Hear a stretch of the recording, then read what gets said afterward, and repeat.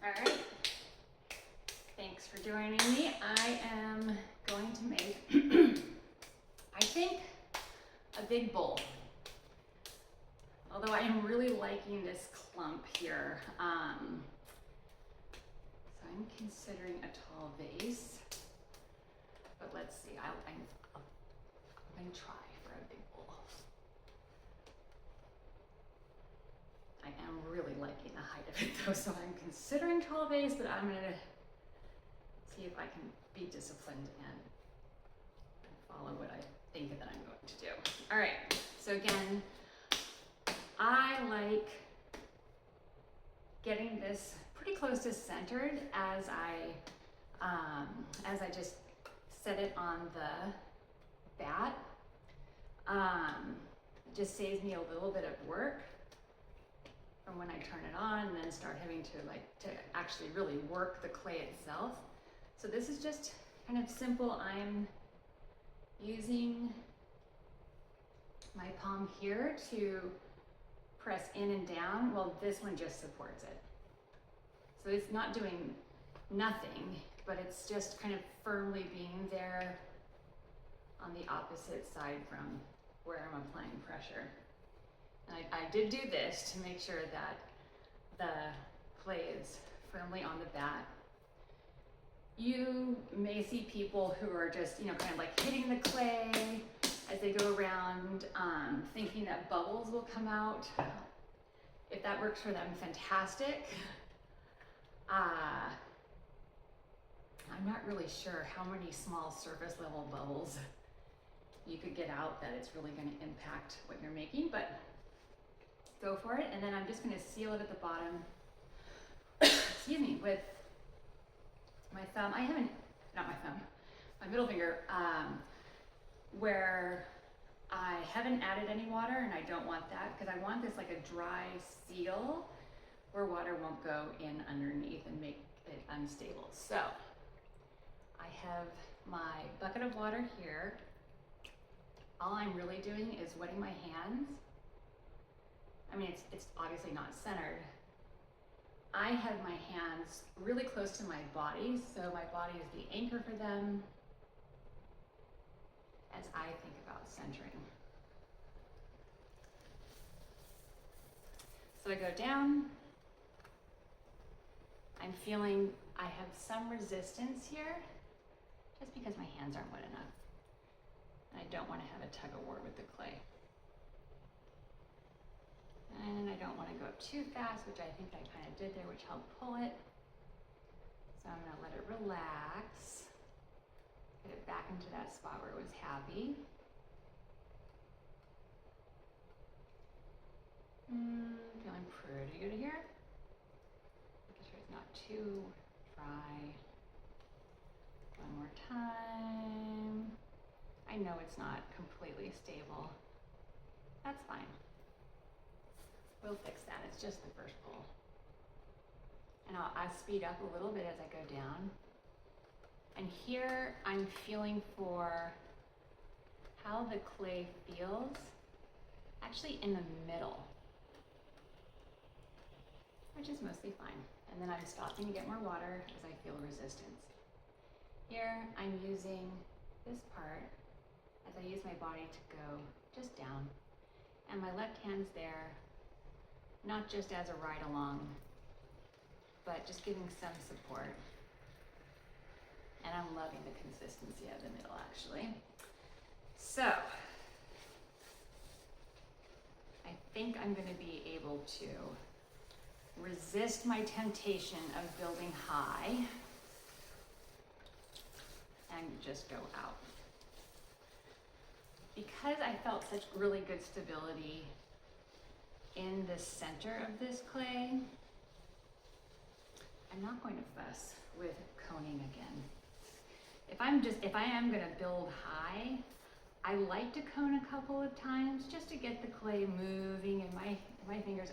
This is new, fresh out of the bag clay, so I'm not really worried about having air bubbles or any inconsistencies in the texture of the clay. So it's good to keep it simple. Right here, there we go. I'm just waiting until there's that point where I feel that the clay is moving as one. And wherever it's not, I just work it back to where it should be. Okay.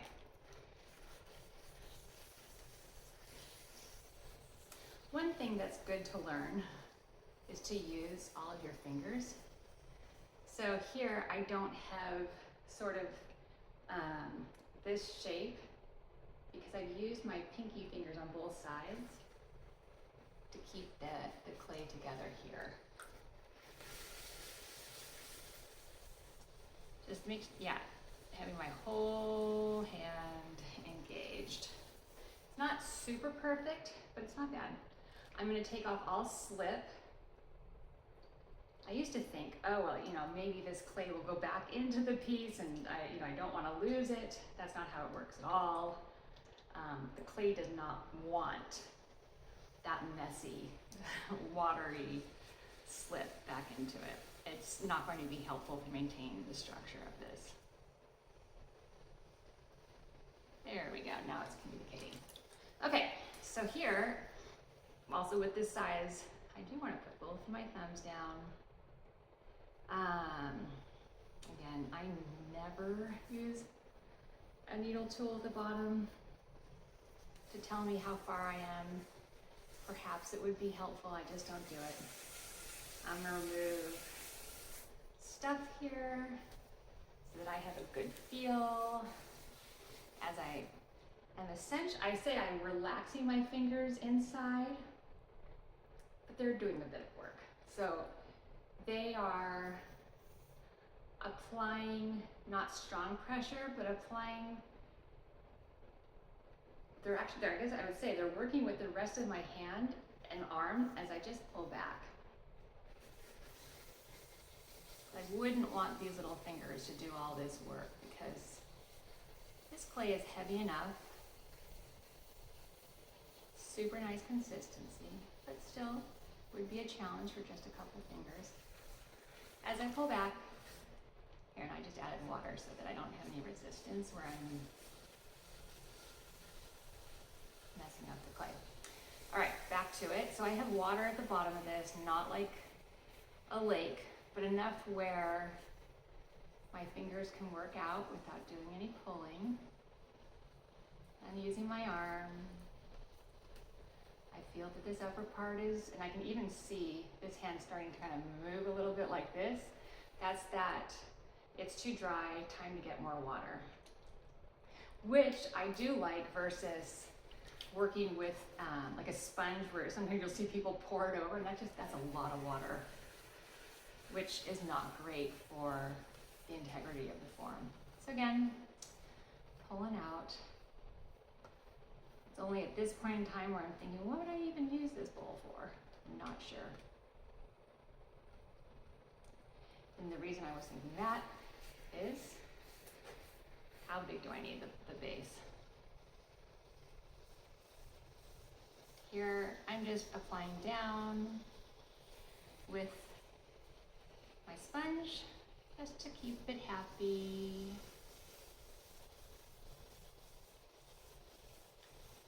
In the center, then working out. It's not the only time that I will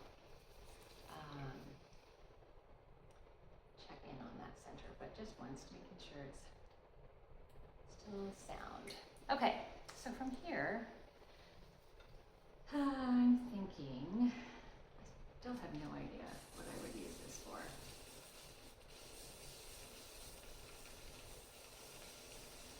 Not sure if this would be, could be a salad bowl. Having people over, making a salad. Could be a bowl that I could use in my kitchen for fruit. I'm just cleaning it up here as I think. It's a delay tactic. All right, so I'm gonna slow it down a little bit. Not just so it gives me more time to think about what I'm doing, but as I raise the sides, it needs a little bit more time also to work with me. This is gonna be a pretty big bowl the way I have it though. So, right now, actually I'm gonna go in from both sides. And this is where I'm not using my hands to just push it in. I'm using my body going down and locking my hands a little bit. This is like a check-in, okay, you're centered before I start pulling up and out and things going a little off kilter, which they may still do, but at least from the beginning, I've tried to prevent that from happening. So for this first pull, I'm kind of prepping the clay. For the first pull, I think about all this lovely clay I have on the outside, especially at the bottom, and figure out how can I bring that up. So my middle finger on the inside is the one that's going to work, whereas my index finger is going to kind of hang out on top. Nice to see the compressing. And I am using the water here just to make sure I don't have any resistance.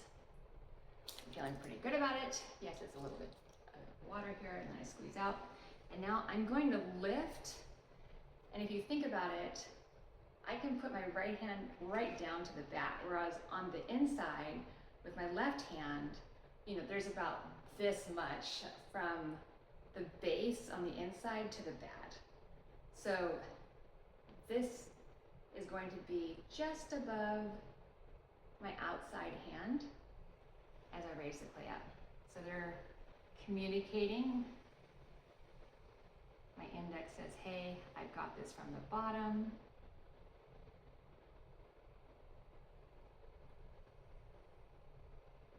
My wheel is slow right now as I pull, and that's why my pull is slow.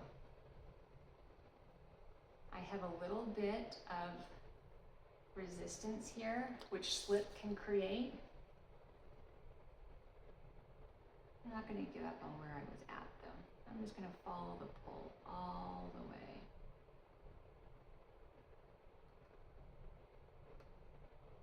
I gave up on my index because I realized the outside was pulling at a slightly different rate. Now I want to get that off so I don't have anything pulling this out of whack. I didn't get much of a rise out of this one, and I'm going to clean up the inside, never once slip. I'm going to compress here by having a bit of downward pressure where the sponge is, and then these fingers are essentially a guide. Now I'm going to pull again, and hopefully this time my fingers will remember their roles. There we go.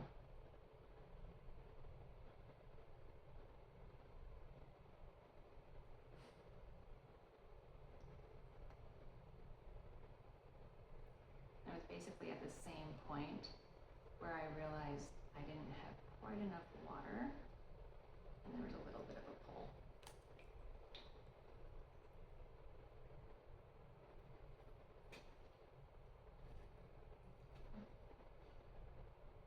I might just speed up a little bit here. I rise as my clay is ready, which is really about the rotations here.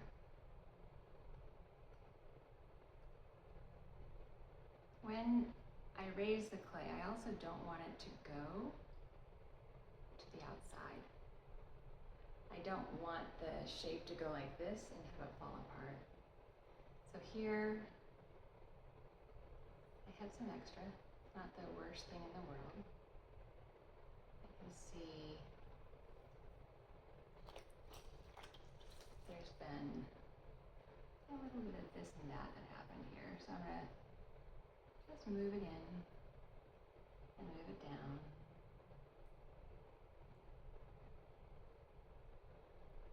And And then I'm actually thinking, I'm just gonna work that off as I go. So right now I feel like, because I have been adding the water, I have a lot of slip, and so I wanna remove that. I'll do that with my tool here. The walls are probably half an inch thick right now, so I've a lot to work with still. Get the slip off so I don't have anything that's going to make the clay stick. And we're gonna do it again, from the bottom.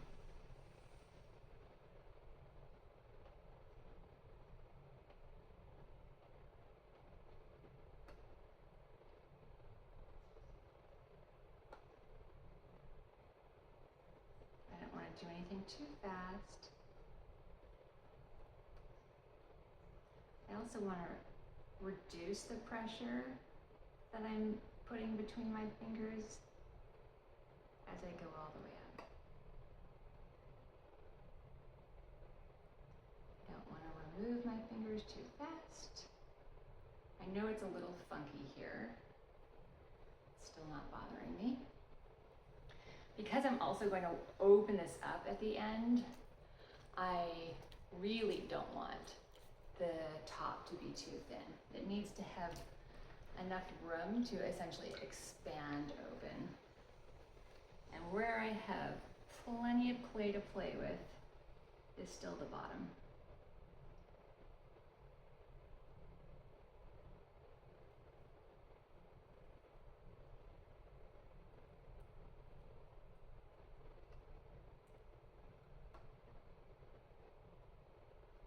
It's hard sometimes to think about how much space there is between my fingers.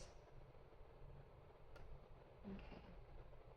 I'm going to slow it down a little bit as I go up, but not too much. It's hard to get that little in-between point. See, now my fingers are a little bit dry. They reach the top, and I don't want it to tear.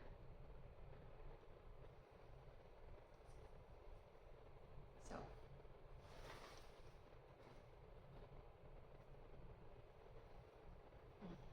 And I can see some variation here in thickness, which is just where my fingers were at differing kind of pressure points. So let's see, I see, but actually right here it's a little bit thicker.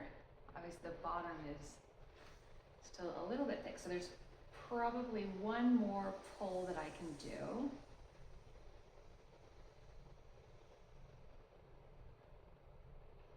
There we go.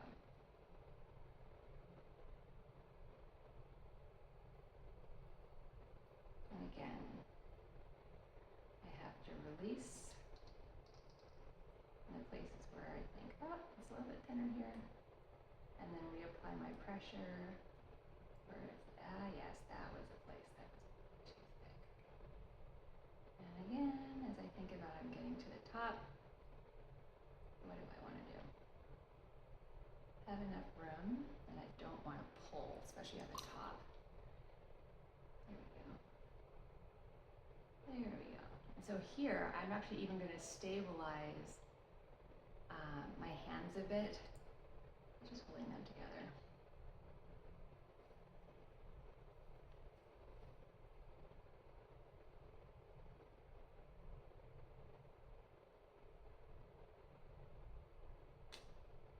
That was nice. That little popping sound was a bubble. Again, I knew there was some funkiness here. So easy to trim at the end. People say, oh, you've got to get all your bubbles out. Maybe. I don't want to jinx myself, but I've never had a piece explode in the kiln because there was a bubble. I mean, I think you can do that if you've got something large that doesn't have anywhere for the air to go. But like a tiny bubble is probably not going to make this piece explode. I'm checking it. Now I'm going to use just a wood piece, mostly just for the structure here. Not so much shaping. structure, evenness, getting rid of excess slip. So let's see, I'm thinking about how I'm going with this. There we go, not bad. Wherever I apply pressure on one side, I'd like to have support on the other. I don't want my sponge to dry out where it pulls. I feel some really nice movement on my tool. Now I feel some resistance here, so I'm going to get rid of this. And this slip that I'm taking off is going to be super fun to play with later, so it's not just wasted clay. All right, I'm going to go back to it. I'll wet this as well just to make sure it's not pulling. Not bad, not bad. As I go up, even though I'm going to pull it out like a bowl, I'm still thinking about going in a little bit. There's a little bit of tugging here because it's not a uniform thickness. I think there's plenty of other things to potentially worry about. This is not going to be one of them for me. I can trim it. All right, so the thickness is less than, I don't know, maybe, yeah, it's probably still less than a centimeter.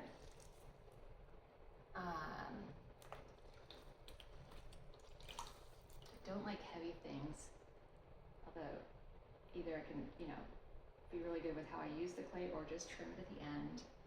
Now I'm thinking about which way I want to shape this, and I might just do it a couple of different ways. Sometimes I like starting from the top.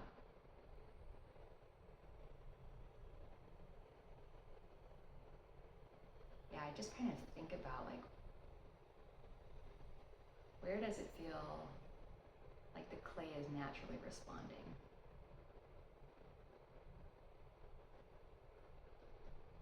That's all fine and good. However, I might just think about, without pulling here, where I want it to go. And in this case, again, a little bit of funkiness. That is just something that's going to clear up at the end. And where I apply pressure inside, I have support on the outside.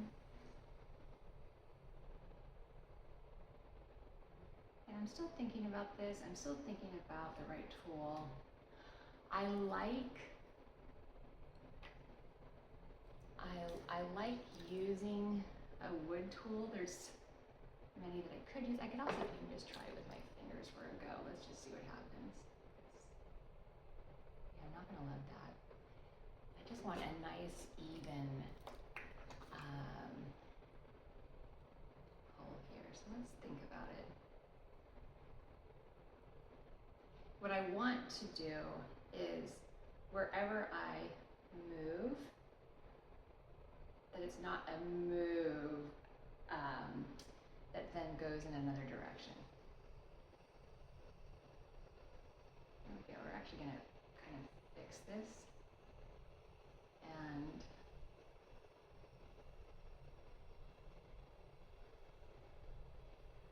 then I can lean a little bit. It is getting thin at the top, which isn't a bad thing. It means probably I'm not going to pull there anymore.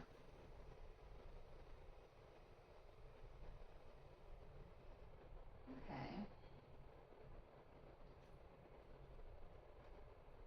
Here, I think I'm going to just turn this around now. See what I want to do on the bottom. There we go. Now I'm just looking for that spot where I get a nice contact. What I know is there's more clay on the bottom than there is at the top, which means I can expand out a pretty fair amount. I don't want to push too hard, go up too fast. As you can tell, the top is moving pretty quickly here, and it's getting thinner. If this falls apart here, we're gonna needle tool cut it away. And it's really thin, so it might. No big deal. See here, it's already a bit thin, right?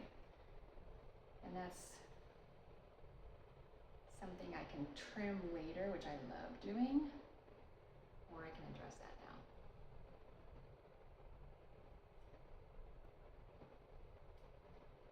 Now, I think I'll just switch tools a little bit to something a little bit more round at the bottom. And of course, it would really help at the top if I didn't bang it with my arm as I go down to the bottom. And here I'm just opening it up. More at the bottom, because I know I have the clay. And there I can feel, wow, that gets thin, that gets thin.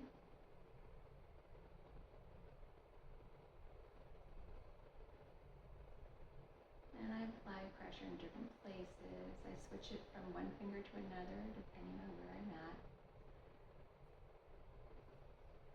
with the thickness.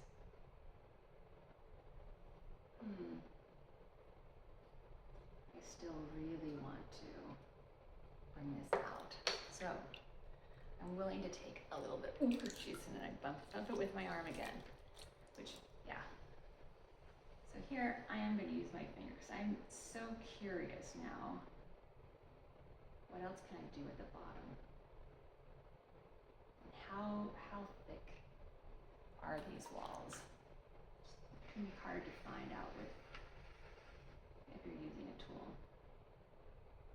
What I didn't want to do was have my hands get so dry that it would pull, especially when the clay is really thin, because you don't get a lot of forgiveness. And I'll soak it a little bit. Or, alternatively, instead of using a finger, because now I know it's thin, I can use two sponges, which I really like now actually because they're gliding so nicely. Oh yeah. I'd actually rather have this get bigger at the top and then trim later, you know, kind of like widen it out. Get a trim later. I'm leaning over to the side. I'm a big leaner, not great for posture and all of that. My neck, I can feel the strain. Shouldn't be doing that. But I like to see this shape on this side. So there's probably lots of other ways to do that. Clearing out any water that's gathered on the bottom, squeezing that out into the tray.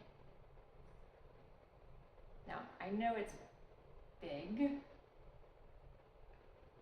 but the shrinkage is real in the kiln. So it's going to shrink twice. It's going to shrink in the first firing, the bisque fire, which essentially takes all of the moisture out of a piece, and then I'll glaze it, and that will further remove any moisture, or actually the glaze will essentially make the clay contract a bit. So I don't want to pull down at all. I really just want to pull out. It's slow, and really it has to, this has to go around at least once before I move up at all.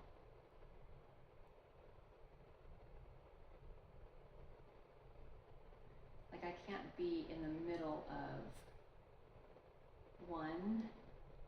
one rotation and then pull up, otherwise it gets a bit lopsided. It's pretty thin, and yet I still keep thinking about how I would like it a little bit wider, which is a very, very bad thing to think in sometimes, because sometimes close enough is good enough. Or I'm just curious at this point.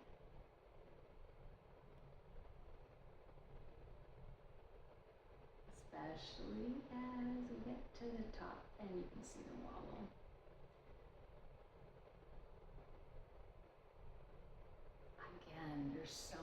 can do with this though here at the top.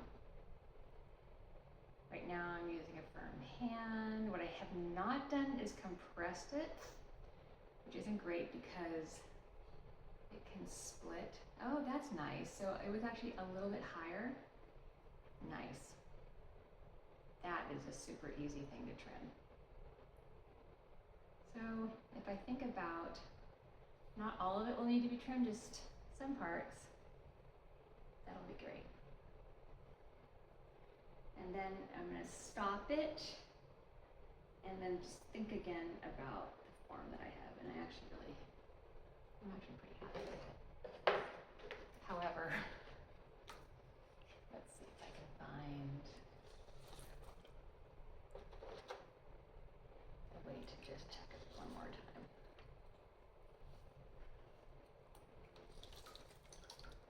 Okay, let's see. Yep.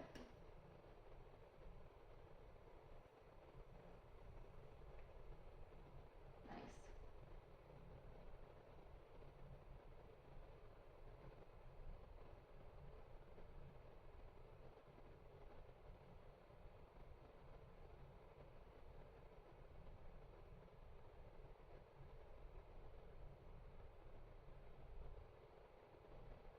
Yeah, and so it gets weak, it gets weak. I'm not fussed. I'm going to fix this as I trim. I don't even want to really fuss with it right now because when trimming it's going to be so much easier. So when it's dried out pretty well, there's so many things I can do at the top to trim it. So oftentimes I like to use a grater, which I just hold, and this is when it's still has moisture in it, but it's well along into the drying process where it's not going to tug. And I just set it down and it will just clip that stuff away so nicely.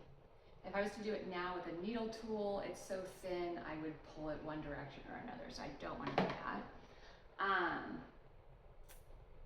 The wall thickness is maybe 2 millimeters, hardly-ish at the top. At the bottom, which I would want to have more support at the bottom as it dries, it's maybe 4 to 5 millimeters. So it's still pretty thin, which I like. And just one reason I like it is it's going to dry faster, which means I don't have to wait as long for it. And now I don't really have a lot hanging out at the bottom, but yeah, I'm just going to take away a little bit without going crazy.